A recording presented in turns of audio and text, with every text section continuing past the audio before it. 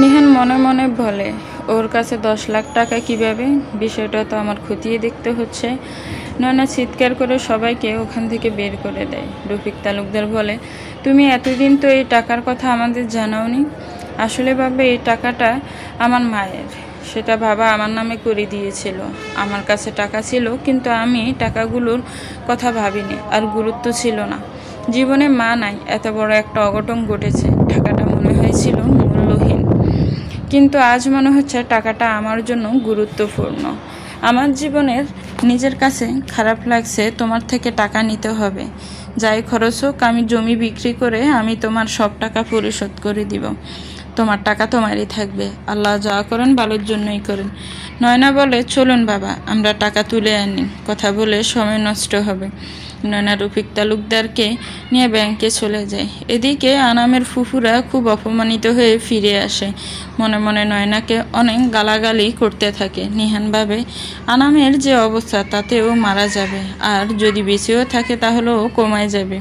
এখন চিন্তা করার মতো কিছু নেই। তবে নয়না এত টাকা কোথায় পেল? নিহান নাফিজাকে ফোন দিয়ে বলে, নয়নাকে না বাড়ি থেকে এক কাপড়ে বের করে দিয়েছে, তাহলে ও 10 লাখ টাকা কোথায় পেল? ওর টাকার কথা তুমি কিভাবে জানলে? নিহান নাফিজাকে ঘটে যাওয়া সব ঘটনা বলে। নাফিজা শুনে বলে, তুমি কি আনামকে মারার চেষ্টা করেছো? এত কথা তো তোর জানার দরকার নেই। তোকে যা জিজ্ঞেস করছি ওইটা বল। তুই তুকারি করছো কেন? বলছি তো, ওটা ওর মায়ের টাকা। ওর মা মামা বাড়ির থেকে পেয়েছে। সেটা বাবার কাছে ছিল। ওর 18 বছর হওয়ার পর বাবা আমাদের না জানিয়ে ওকে দিয়ে দিছে। তাহলে তোকে বিয়ে করে আমার লাভটা কি হলো? শিট, আমার সালটা ভুল হয়ে গেল।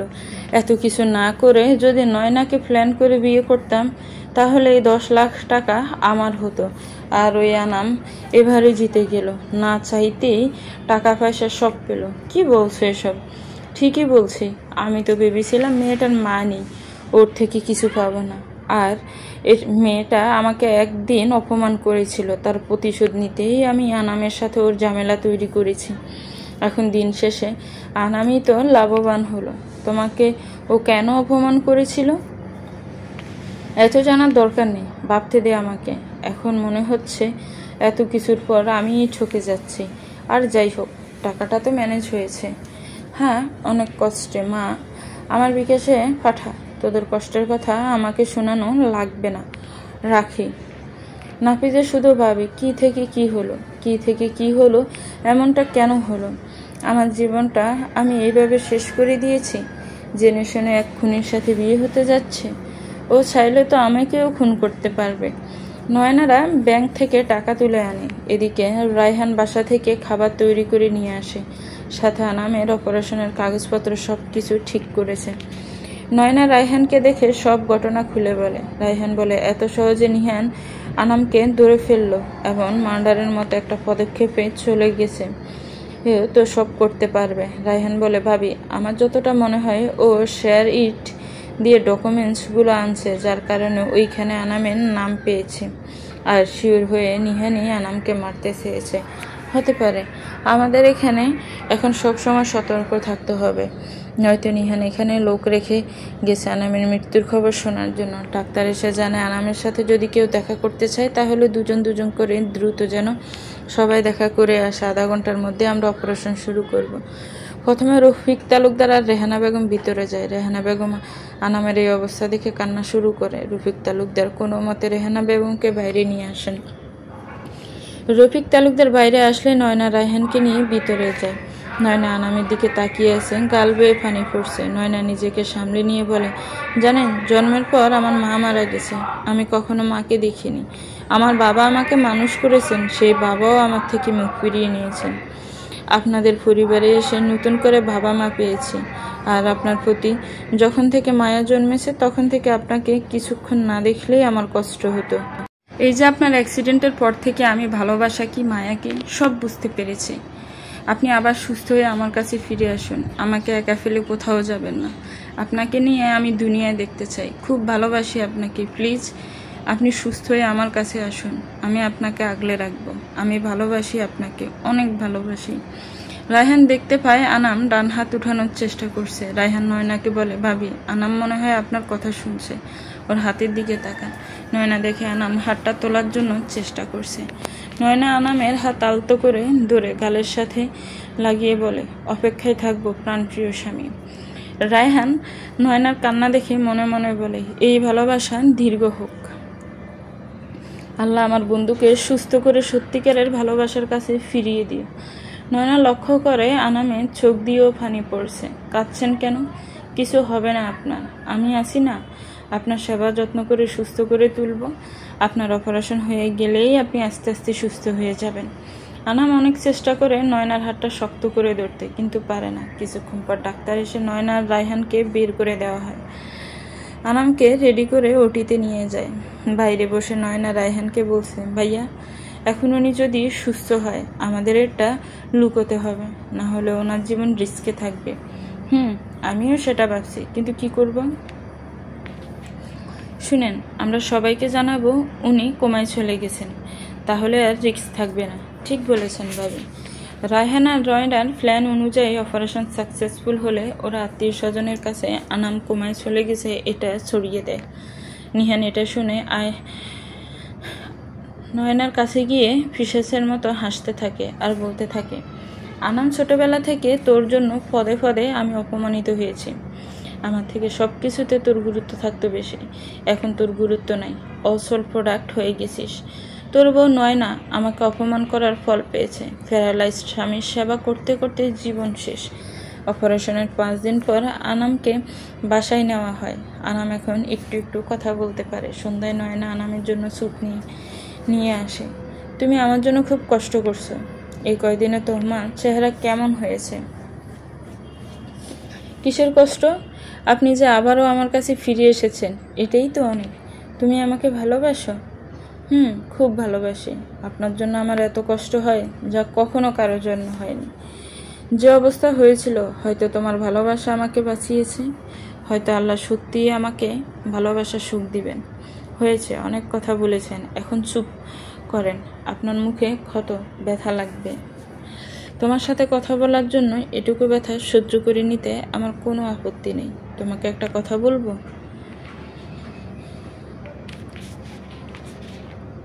বলেন। আমি তো অসুস্থ, এখন আর মাঝে কোলবালিশ দিও না। আমার বাঁ হাতে ব্যথা নেই, তুমি বাঁ সাইডে আমার বুকের পাশে শুয়ে থাকবে। আমি অনেক শান্তি অনুভব করবো এতে, তাড়াতাড়ি সুস্থ হয়ে যাব। না, আপনার শরীরের জায়গায় ক্ষত, তারপর ভেগরে কোথায় না কোথায় ব্যথা দিয়ে ফেলবো। কিছু হবে না, আর যদি ব্যথা পাই তাহলে পাইলাম, কিন্তু তাও তুমি আমি যা বলছি তাই শুনবে প্লিজ, ঠিক আছে? তাও যদি ব্যথা পান আমি একটু সাইড হয়ে শুয়ে, আমারও তো নড়াচড়া করতে হবে। আচ্ছা ঠিক আছে, তোমার সুবিধা মতো থাকো, কিন্তু আমার পাশে থাকবে। দেখতে দেখতে আরও 10 দিন চলে যায়। আনাম মোটামুটি সুস্থ, কিন্তু এখনও স্বাভাবিক না। মোটামুটি নড়াচড়া করে ওয়াশরুম যেতে পারে। নিহানের বিয়ের বাকি 3-4 দিন। রায়হান আনামকে ফোন দিয়ে বলে, দোস্ত, তোকে যারা মেরে ফেলতে চেয়েছিল তাদের আজ পুলিশ ধরেছে, আর আমাদের সন্দেহ ঠিক নিহান করিয়েছে। ওর এতটা অধপতন হয়েছে, মানুষ মারাও এখন ডাল ভাত। এখানেই শেষ না, ও অনেক বড় ক্রিমিনাল। ওদের ব্যবসার পিছনে মাদক ব্যবসা চলে। ও তাহলে এই জন্যই রাতারাতি ওদের টাকা পয়সা হয়েছে, না হলে ওরা যা করে তাতে তো এত টাকা হতে পারে না। ভিডিও ফুটেজগুলো সব রেডি করেছিস? হ্যাঁ করেছি, কিন্তু তোর যা অবস্থা তাতে তুই যেতে পারবি? কষ্ট হলেও যাব। নিজেদের সম্মান ফিরিয়ে আনার এটাই সুযোগ। ঠিক আছে, রেস্ট কর তুই। নিহানের বিয়ের দিন চলে আসে। নিহান নাফিজাদের বাড়ি থেকে পাঠানো শেরওয়ানি পাগড়ি পরে তৈরি হচ্ছে। যত যাই হোক, বিয়ে তো। নিহানের মধ্যে কেমন লজ্জা বাবার এক্সাইটমেন্ট কাজ করছে। ওদিকে নাফিজাও পার্লারে গিয়েছে সুন্দর করে সাজতে। আশা বেগমের সামনে মেয়ের বিয়ের আয়োজন চলছে, কিন্তু মনে কোনো আনন্দ নেই। মনের ভিতর অজানা এক ভয়, ভিতরটা যেন বারবার চুপসে যাচ্ছে। খালি মনের মধ্যে খুচুর করছে, কি যেন হতে চলেছে। রাজ্জাক ভুঁইয়া আয়েশা বেগমকে উদ্দেশ্য করে বলে, তোমার মুখ চোখ কেমন লাগছে কেন? মনে হচ্ছে কিছু নিয়ে আতঙ্কে আছো। কই কিছু না, এমনিতেই ভয় হচ্ছে। একবার মেয়েটার সাথে এমন হলো, আবারও যদি হয়। মনটা অশান্তি হয়ে আছে। চিন্তা করো না। রাজ্জাক ভুঁইয়া মনে মনে ভাবে, নয়নাকে কতদিন দেখি না, ছেলেটা মেয়েটার সাথে কি ব্যবহার করেছে তাও জানি না। ওই দিন মেয়েটাকে এত জোরে মারলাম, পরে কেমন হলো তাও জানি না, কাউকে জিজ্ঞেস করারও সাহস হয় না। আজ আমার বাড়িতে কত বড় আয়োজন, আর আমার মেয়েটাকে আমি এক কাপড়ে বের করে দিয়েছি। ওর মা বেঁচে থাকলে আজকে সবটা ঠিক হয়ে যেত। এদিকে আনাম গোপনে পরিবার নিয়ে রায়হানদের বাড়িতে আসে। আনাম আর রায়হানের বাড়ি একই জেলায়। আনাম সরাসরি বাড়িতে আসলে জানাজানি হবে, তাই প্রথমে রায়হানদের বাড়িতে যায়। আনাম বিছানায় শুয়েছে, নয়না বসে বসে আজকে কি হতে পারে সেটাই গালে হাত দিয়ে ভাবছে। আনাম বলে, তোমাকে তো বধূ রূপে দেখলাম না, রূপসী কন্যা। সবার ভাগ্যে কি আর বউ সাজা থাকে? আমার মতো কলঙ্কিনীর যে বিয়ে হয়েছে, আবার আপনার মতো স্বামীও জুটেছে, এটাই তো অনেক। এই দুনিয়ায় এতিমদের বেঁচে থাকা অনেক কঠিন। দূর, এসব কথা বলো না। নাফিজা একটা ভালো কাজ করেছে। যদি মান সম্মান এভাবে না খুঁজে অন্যভাবে তোমার আমার মিল করে দিত, তাহলে আমি ওরে সারা জীবন মাথায় করে রাখতাম। তুমি আমার মনের মতো বউ। তোমার চুলগুলো ছিল আমার কল্পনা মতো, তোমার মতো সতী নারী আমার দুনিয়া আখিরাতে চিন্তার কল্পনা। তোমার চোখের দিকে তাকালে মনে হয় দুনিয়ার সব কিছু তোমার চোখে বেশি উঠে। তুমি যা দেখাতেও চাও তাই দেখবে। তোমার মায়াবী মুখের দিকে তাকালে আমার হৃদয়ে প্রশান্তি বয়ে যায়। তোমার শরীর, নয়না একটু বিব্রত হয়ে বলে, আমার শরীর কি? কথা বলতে বলতে একদম লিমিট ছেড়ে যায়। না মানে তোমার শরীরে শ্যামবর্ণটা আমার বেশ প্রিয়। এক কথায় বলতে গেলে আমি জীবনে একটা বউ হিসেবে যেমন মেয়ে চেয়েছি সেটাই তুমি। আমার খাওয়ার সাথে তোমার মাঝে কোনো ত্রুটি নেই। হয়েছে আর ফার্ম দিতে হবে না। অসুস্থ মানুষ টেস্ট করেন, আবার ওদিকে যেতে হবে। শোনো না, তোমার জন্য একটা গিফট এনেছি। কি গিফট? তুমি এখানে বসো, আমি বের করে আনছি। আপনি আমাকে বলুন কি আনতে হবে। আপনি অসুস্থ, আপনার যেতে হবে না।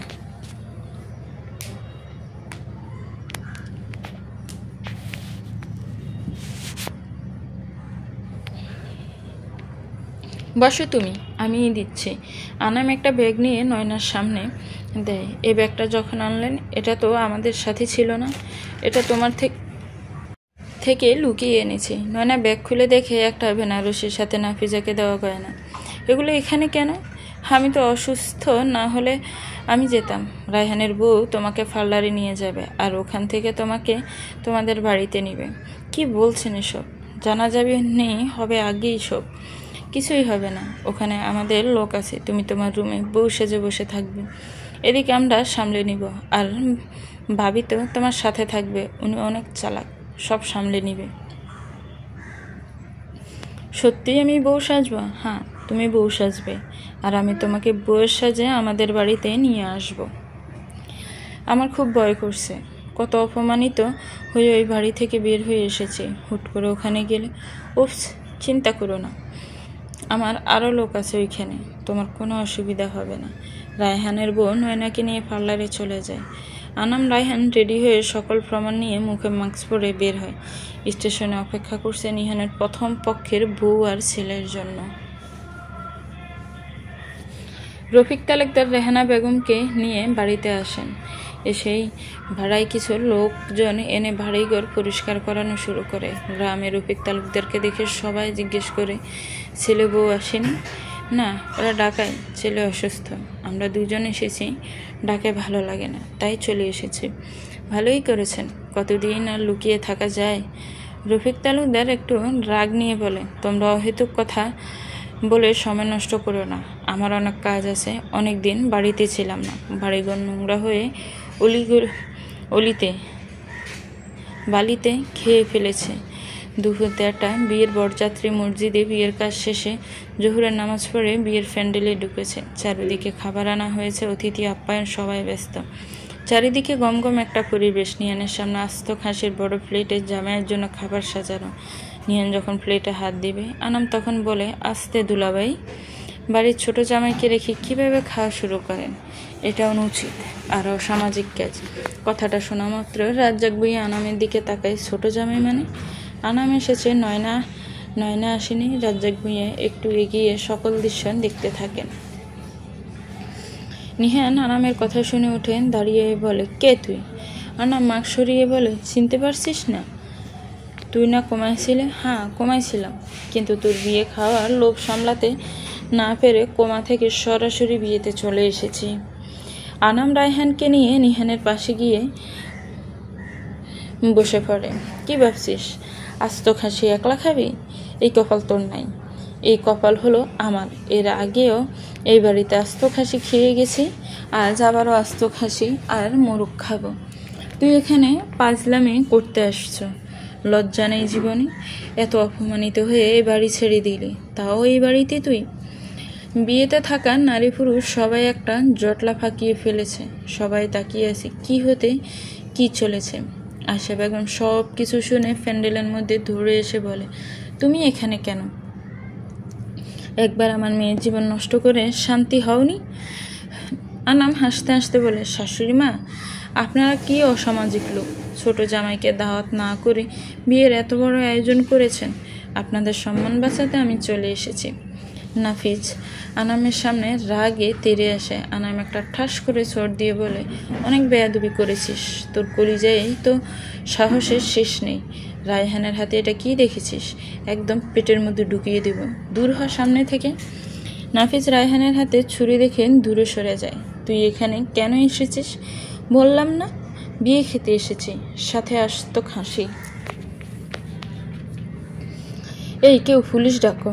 পিছন থেকে একজন মহিলা একটা 3 বছরের ছেলেকে কোলে নিয়ে বলে, পুলিশ তোকে ডাকতে হবে না, পুলিশ আমি সাথে করে নিয়ে এসেছি।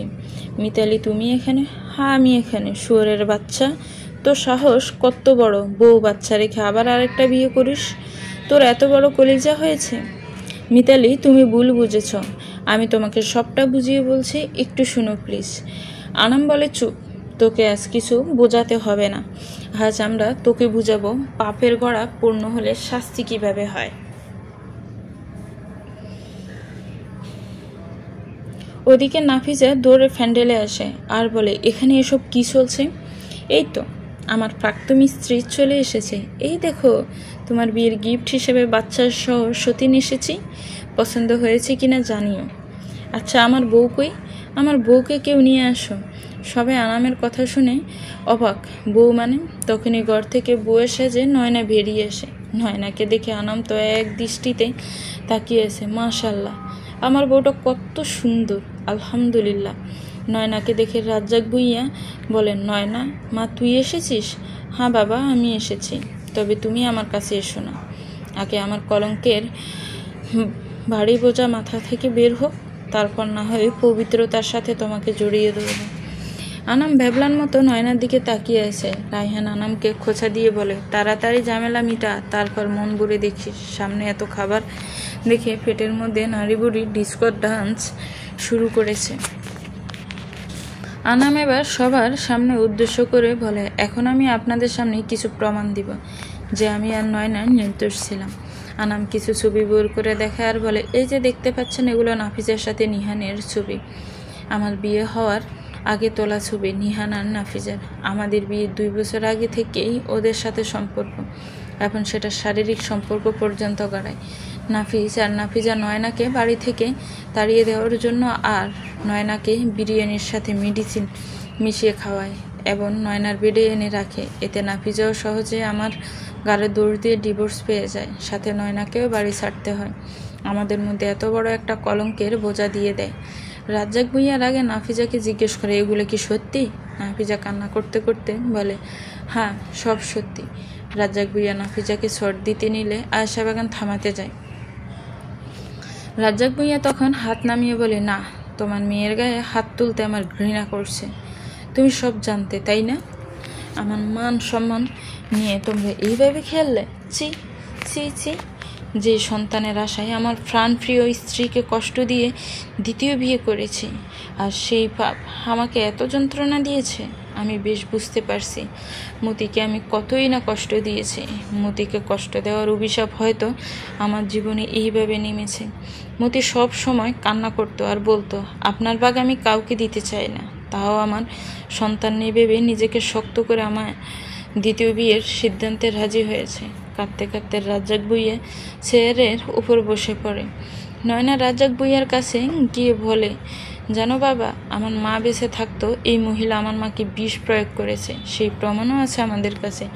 রাজ্জাক ভূঁইয়া বসা থেকে উঠে আয়েশা বেগমের সামনে চিৎকার দিয়ে বলে, এই কথা কি সত্যি? আয়েশা বেগম সরাসরি রাজ্জাক ভূঁইয়ার পায়ে পড়ে গিয়ে বলে, ক্ষমা করুন আমাকে, আমি আমার কাজের জন্য লজ্জিত, অনুতপ্ত। রাজ্জাক ভূঁইয়া লাথি দিয়ে বলে, মানুষ খুন করে তুমি অনুতপ্ত সাজো? আমার ভাবতেই তো খারাপ লাগছে, এতদিন আমি আমার স্ত্রী খুনির সাথে সংসার করে গেছি। দেখো জীবনে কি পেয়েছো, আজ তোমার মেয়ের করুণ অবস্থা দেখতে পাচ্ছ? অন্যের জন্য ফাঁদ পাততে গিয়ে নিজেই ফাঁদে পড়েছে। এখন তোমার মেয়েও সতীনের সংসার করবে, আর তুমি এই বয়সে হবে তালাক প্রাপ্তা জেলের কয়েদি। আয়েশা বেগম চিৎকার করে বলে, মাফ করুন আমাকে, তুমি ভুল অপরাধ সব করেছি, নিজের স্বার্থের কথা ভেবে অনেক খারাপ কাজ করেছি। রায়হান বিরক্তি নিয়ে বলে, আপনারা কান্নার নাটক বন্ধ করুন, আপনাদের কথা এখনো শেষ হয়নি। এই যে নতুন বর সাজা জানোয়ারটাও, ওর জন্য আমার বোন আত্মহত্যা করেছে। আমার বোনের সাথে ভালোবাসার অভিনয় করে ওকে বিয়ের স্বপ্ন দেখে শারীরিক সম্পর্ক করে, তারপরে থেকে ব্ল্যাকমেল করতে থাকে। একটা সময় সহ্য করতে না পেরে আমার বোন দুনিয়া ত্যাগ করে। এমনকি আনামোর ফুফাতো ভাই ওকে গুন্ডা দিয়ে মারার চেষ্টা করে, কিন্তু আল্লাহ যারে রাখে তারে কে মারবে? আর আপনারা জানেন ওদের কাপড়ের ব্যবসা আছে, কিন্তু সেই ব্যবসার পিছনে ওরা মাদক ব্যবসা করে। পুরো পরিবার ফ্রড। গ্রামের কিছু লোক নিহানের এসব কথা শুনে ভুলে ওঠে, ওই শালারে নামা, শালা এখনও ওখানে বসে আছে বলে নিহানকে টানতে টানতে নিচে নামায়। উপস্থিত লোকেরা ইচ্ছে মতো কেলায়। পুলিশ অবস্থা বেগতিক দেখে বলে, আপনারা থামুন, আমরা বিষয়টা দেখছি। ওর যে অভিযোগ তাতে ফাঁসি না হলে যাবজ্জীবন কারাদণ্ড হবে, এটা বলে নিহানকে পুলিশ নিজেদের হেফাজতে নেয়। নিহানের চেহারা মাশাআল্লাহ একদম লাল মিষ্টি আলুর মতো হয়েছে। নাফিজা নিহানের কাছে এসে বলে, এত বড় একটা প্রতারণা তুমি করতে পারলে? কি করিনি তোমার জন্য আমি? তোমার বউ বাচ্চা পর্যন্ত আছে, তাও তুমি আমাকে এইভাবে ব্যবহার করলে। ছি। নিহান বলে, কি বলবে? নিহান কেলানি খেয়ে চোখে গুম গুম ভাব চলে এসেছে। এখন এখানে কি হচ্ছে কিছুই বুঝতে পারছে না। নিহানের বাবা মাদক ব্যবসার কথা ফাঁস হয়ে গেছে, যেহেতু উনিও আসামি হবেন, তাই আগেই কেটে পড়েছেন। এদিকে সকল পর্দা ফাঁস হওয়ার পরে নিহানকে নিয়ে চলে যেতে শুরু করলে রাজ্জাক ভূঁইয়া বলেন, স্যার, আপনারা আরও একজন খুনের আসামিকে রেখে যাচ্ছেন। এই মহিলা আমার প্রথম স্ত্রীকে খুন করেছে।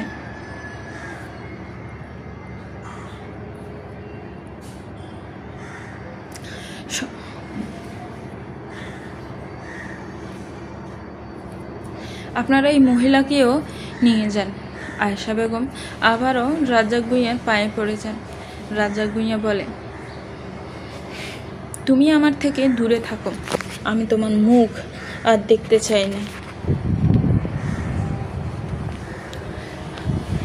আমি খুব দ্রুত তোমাকে ডিভোর্স দিব।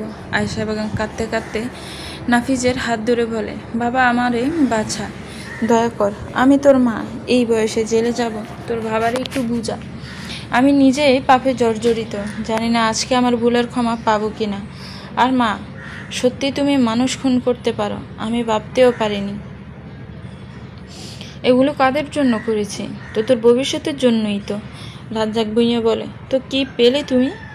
শান্তি পেয়েছো? আমি কি কখনো তোমাদের দুজনকে আলাদা করে দেখেছি?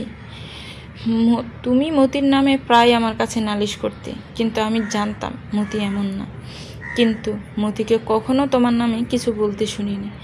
আরও উল্টো, আমি যদি তোমার বিষয় কিছু বলতাম, ও বলতো, থাক, ছোট মানুষ, নতুন মা হয়েছে, ওর যত্ন নেন। ও আমার বিয়ে করায় অনেক কষ্ট পেয়েছে, তবুও বুকে পাথর রেখে ও সবসময় চেষ্টা করেছে সংসারের শান্তি বজায় রাখার। কি পেলে আমার মেয়েটাকে এতিম করে? তোমার মেয়ে কি ফেলো আমার মেয়ের এত বড় ক্ষতি করে? সেই তো নিজেই নিজের ক্ষতি করে ফেলেছে। শোনো, তোমাদের মা মেয়ের কথা আমি মোটেও শুনতে চাই না। আমি চাই তুমি তোমার প্রাপ্য শাস্তি পাও। আর নাফিজাও শ্বশুরবাড়িতে চলে যাবে, যেহেতু বিয়ে হয়ে গেছে, ও নিজের সংগ্রাম নিজেই করবে। পুলিশ নিহান আর আয়েশা বেগমকে ধরে নিয়ে যায়। নাফিজা কাঁদতে কাঁদতে নয়নার কাছে গিয়ে বলে, বোন, দয়া করে আমাকে ক্ষমা করে একটা সুযোগ দে। আমি নিজেকে ভালো মানুষ হিসেবে প্রমাণ করেই ছাড়ব। মাফ করবেন, আমি কানে শুনিনি। আপনি কি বলেছেন?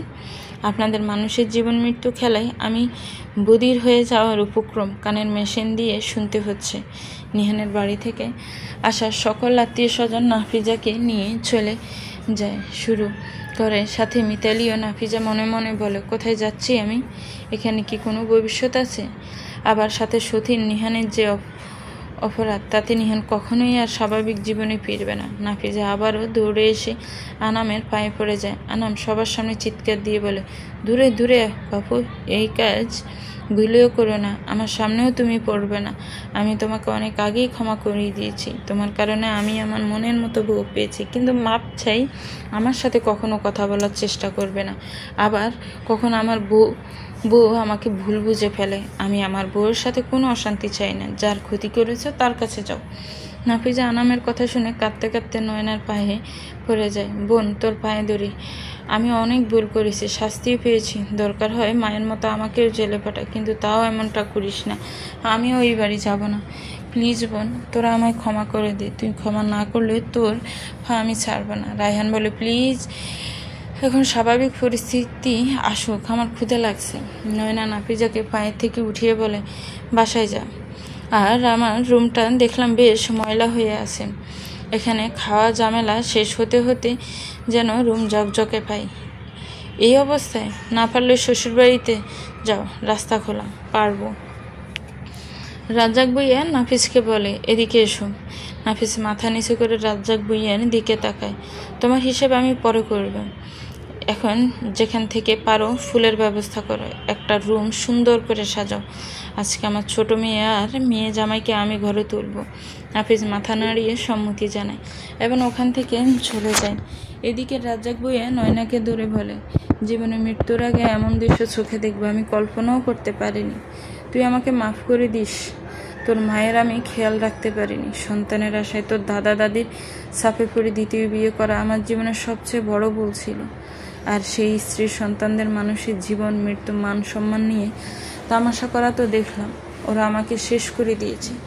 দ্বিতীয় বিয়ে আমার জীবনের সকল সুখ কেড়ে নিয়েছে। রাজ্জাক ভুঁইয়া নয়নাকে ধরে কাঁদতে থাকে। বাবা, আর কেঁদো না। অতীতের কথা যত তাড়াতাড়ি ভুলতে পারবে তত তাড়াতাড়ি নিজেকে স্বাভাবিক করতে পারবে। এটাও হয়তো আল্লাহর পক্ষ থেকে জীবনের একটা পরীক্ষা। যা হয় ভালোই হয়। এখন তো আস্তে আস্তে সব ঠিক হয়ে গেছে। রায়হান সবাইকে নিয়ে খেতে বসে। নয়নার বাবা আনামকে বলে, বাবা, আমি ভুল বুঝে তোমাকে অনেক কথা বলেছি, আমাকে মাফ করে দিও। তুমি যে আমার মেয়েটাকে ভালো রেখেছ এর জন্য তোমার প্রতি কৃতজ্ঞ। না না বাবা, এভাবে বলবেন না। সবাই পরিস্থিতির শিকার, তবে আমি অনেক ভাগ্যবান আপনার মেয়ের মতো মেয়ে পেয়েছি। কত বড় অ্যাক্সিডেন্ট হয়েছিল, আপনার মেয়ে রাত দিন এক করে আমার সেবা যত্ন করেছে। আপনার মেয়ে আমাকে যত্নে রেখেছে। সুখী হও তোমরা, এই দোয়াই রাখি। খাওয়া শেষে রাজ্জাক ভুঁইয়া ঘরে গিয়ে দেখেন নাফিজা নয়নার রুম পরিষ্কার করছে আর কাঁদছে। যা করেছ তাতে কাঁদার জন্য আরো সময় পড়ে আছে। এত তাড়াতাড়ি চোখের পানি শুকাবে না। ভাবতে অবাক লাগে, তোমরা দুই ভাই বোন আমার রক্তের কিছুই ফেলে না। দুজনেই মায়ের মতো হয়েছ। যাই হোক, শোনো, যেহেতু বাসায় জোর করে থেকেই গেলে, তাই রুম পরিষ্কার হলে আত্মীয় স্বজন সাথে আমার ছোট মেয়ে জামে সবাইকে আপ্যায়ন করবে। আমি তো এগুলো কিছু জানি না। জেনে নাও মুরব্বীদের থেকে। সংসারে যদি থাকতে চাও আজকে দায়িত্ব বুঝাও যে তুমি ভালো হওয়ার চেষ্টা করছো, বড় বোনের দায়িত্ব নেওয়ার চেষ্টা করছো। নাফিজা কিছুই বলে না, শুধু কাঁদতে থাকে। নাফিজও ফুল এনে বন্ধু বান্ধব নিয়ে বাসর ঘর সাজাতে শুরু করে। নাফিজ মনে মনে বলে, জীবনে অনেক খারাপ কাজ করে ফেলেছি, যার জন্য জীবন এখানে দাঁড় করিয়েছে।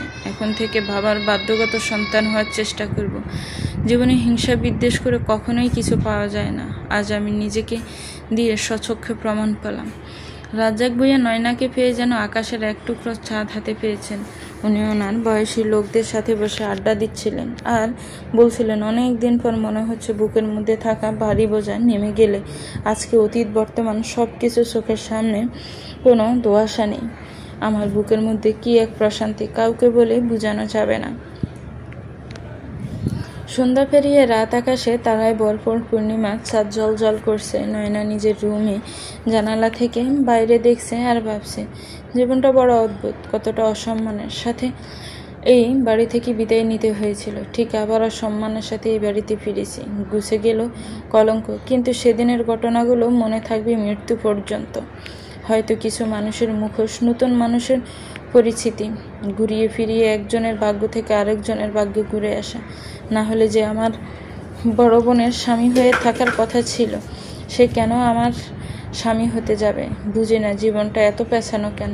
অন্যদের জীবন কত সহজ সুন্দর, কিন্তু আমার জীবনের বাস্তবতাগুলো বড্ড কঠিন। হালকা কাশি দিয়ে আমার রুমে প্রবেশের জানান দেয়। নয়না একটু চমকে ওঠে। কি মহারানী, ভয় পেয়ে গেলেন মনে হচ্ছে? কিছু ভাবছিলেন নাকি?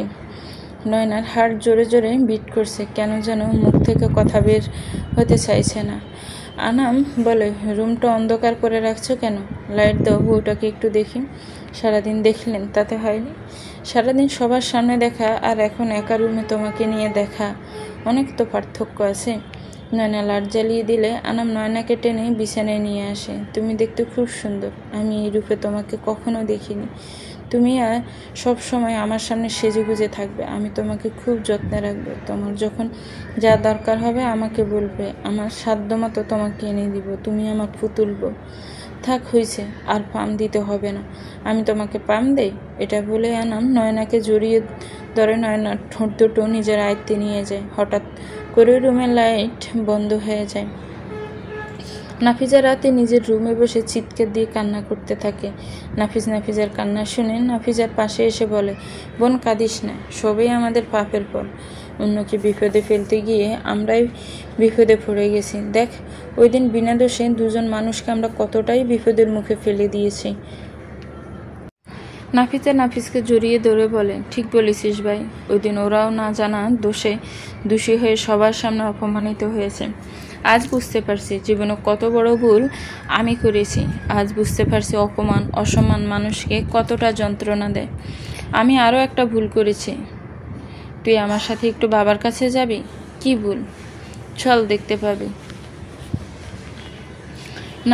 নাফিজার রাজ্জাক ভূঁইয়ার কাছে যায়। ওদের দেখে রাজ্জাক ভূঁইয়া বলে, তোমরা এখানে কেন? নাফিজ দৌড়ে রাজ্জাক ভূঁইয়ার পায়ে পড়ে যায়, কাঁদতে কাঁদতে বলে, বাবা, আমাকে ক্ষমা করে দিয়েন। আমি আপনাকে মিথ্যা বলেছি। আমি 14 লাখ টাকার জমি বিক্রি করেছি।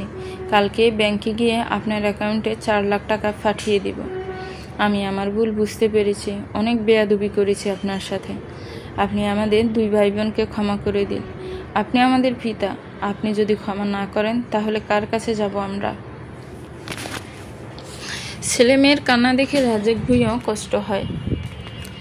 রাজ্জাক ভূঁইয়া বলেন, ঠিক আছে, তোমরা ভুল বুঝতে পেরে যদি নিজেকে শুধরে নাও তাতেই আমি খুশি।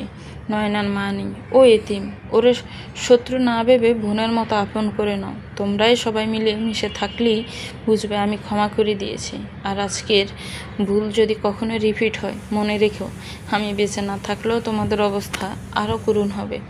ইনশাল্লাহ আমরা পারবো তোমাদের ভালো ছেলে মেয়ে হয়ে তোমাকে দেখাবো।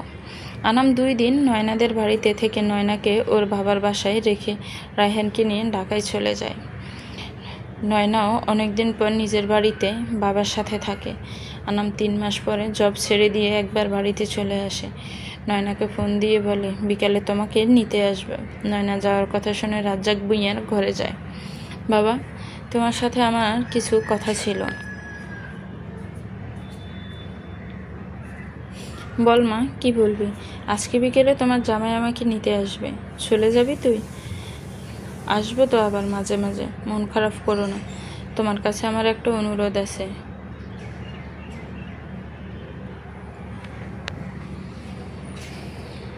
এভাবে বলিস না, তুই নির্ভয়ে বলে ফেল। বাবা, তুমি সব বলে মাকে জেল থেকে নিয়ে আসো। ওনার শাস্তি না হয় আল্লাহর কাছে তোলা থাকুক। তুই এই কথা বলছিস? হ্যাঁ বাবা, বলছি। তোমার এই বয়স হয়েছে, তোমার দেখাশোনার লোক প্রয়োজন। তোমার এখন কিছু কাজ যা আমরা ছেলেমেয়েরা পারবো না, তুমিও আমাদের বলতে পারবে না। তোমার স্ত্রীর প্রয়োজন। তুমি ডিভোর্সের চিন্তা বাদ দিয়ে আল্লাহর দিকে তাকিয়ে ওনাকে মাফ করে দাও। উনিও এখন বার্ধক্য বয়সে চলে গেছেন, উনিও আর খারাপ কাজে জড়াবেন না। আমি চলে গেলে নাফিস ভাইয়াকে নিয়ে ওনাকে ছাড়িয়ে এনো। আমার একা থাকতে সমস্যা নেই, তবুও খুনির সাথে সম্ভব না। প্লিজ বাবা, অতীত ভুলে নতুন করে আবার সবটা গুছিয়ে নাও। মানুষ মাত্রই ভুল। পাশ থেকে নাফিজা এসব কথা শুনে দৌড়ে এসে নয়নাকে জড়িয়ে ধরে বলে, আমাকে ক্ষমা করিস। তোকে বড় আম্মাকে নিয়ে অনেক বাজে কথা শুনিয়েছি, তুই আমার মাকে ক্ষমা করবি। আবার এই বাড়িতে আনার জন্য বাবাকে বলবি, কখনো ভাবিনি। আপু আর কান্নাকাটি করিস না, আমাদের কালো ছায়া কেটে গেছে, নিজের এখন মিলেমিশে ভালো থাকবো। বিকেলে আনাম এসে নয়নাকে নিয়ে যায় বাড়িতে। নয়নার শ্বশুর বাড়িতে গেলে নয়নার শাশুড়ির সকল রিচুয়াল মনে নয়নাকে গড়ে তোলেন। রফিক তালুকদার নয়নার হাতে একটা খাম দেয়। এতে কি ভাবা, তোমার থেকে নেওয়া 5 লাখ টাকা, তুমি বিপদে আমার ছেলেকে রক্ষা কবচ হয়ে বাঁচিয়েছ, কিন্তু আপনি টাকা কোথায় পেলেন? 16 লাখ টাকার জমি বিক্রি করেছি, 5 লাখ তোমাকে দিলাম, 10 লাখ আনামকে দিলাম ব্যবসার জন্য। দোয়া করি তোমরা সুখী হও। আমিও ব্যবসা করব, অস্থির হয়েও না, আমি আগে শুরু করি, যদি লাভবান হই তোমাকে পার্টনার হিসেবে নিব। এখন সংসারের হাল ধরো, অনেক তো ঘোরাফেরা হলো। রেহানা বেগম বলেন, ঠিক, এখন সংসারের হাল ধরো, আমি চাবি তোমাকে দিয়ে দিলাম। আর হ্যাঁ, আগে বাসায় নতুন মেহমান আনো, তারপর তোমরা 2 স্বামী স্ত্রী গোল্লায় চলে যাও, আমাদের কোনো আপত্তি নেই। আমাদের এই বয়সে ভালো থাকার জন্য সাথী দরকার একজন। নয়নার লজ্জায় মাথা নিচু করে আছে। রেহানা বেগম বলেন, রুমে গিয়ে রেস্ট করো, অনেক দূর থেকে এসেছো। নয়না রুমে গিয়ে ড্রেস চেঞ্জ করে ড্রেসগুলো গুছিয়ে রাখতেছিল। আনাম পিছন থেকে নয়নাকে জড়িয়ে ধরে বলে, চলো তাহলে কাজটা এখন থেকেই শুরু করে দিই। কী কাজ? ওই যে বললো নতুন মেহমান সাথে ব্যবসা, দুইটাই সফলতা কাম্য। দিন দিন আপনি অনেক বাজে হয়ে যাচ্ছেন, তোমার কাছে এর থেকে আরও বাজে হতে চাই, তাতে সমস্যা নেই বলেই নয়নাকে নিজের বুকের সাথে জাপটে ধরে। 1 বছর পরে আনার নতুন একটা সুপার শপ দেয়। আস্তে আস্তে নয়নাকে পার্টনার করে ব্যবসা অনেক বড় করতে থাকে। এদিকে মাসখানেক হয়, আনাম নয়নার পুস্কেও দুনিয়ায় চলে আসে, যার নাম ছিল কাশফিয়া নাম আনিশা। নাফিজা আবারও পড়ালেখার প্রতি মনোযোগী হয়। নাফিজ নতুন একটা প্রাইভেট কোম্পানির জব খুঁজে সেখানে চলে যায়। আয়েশা বেগমও নিজের কাজের জন্য অনুতাপে সবসময় কাঁদতে থাকে। রাজ্জাক ভাইয়া প্রায় নয়নার বাচ্চাকে দেখতে যায়। সবাই নয়নার বাচ্চাকে জান প্রাণ দিয়ে ভালোবাসে। সমাপ্ত। তো ভিউয়ার্স, গল্পটা কেমন লেগেছে একটি কমেন্টস করে জানাবেন। গল্পটা ভালো লাগলে একটি লাইক করবেন, গল্পটাকে শেয়ার করবেন, আর আমার চ্যানেলটিকে প্লিজ সাবস্ক্রাইব করবেন। যারা অলরেডি সাবস্ক্রাইব করে রেখেছেন তাদেরকে অনেক অনেক ধন্যবাদ। ভালো থাকবেন, সুস্থ থাকবেন, আমার চ্যানেলের সাথেই থাকবেন। আল্লাহ হাফিজ, আসসালামু আলাইকুম।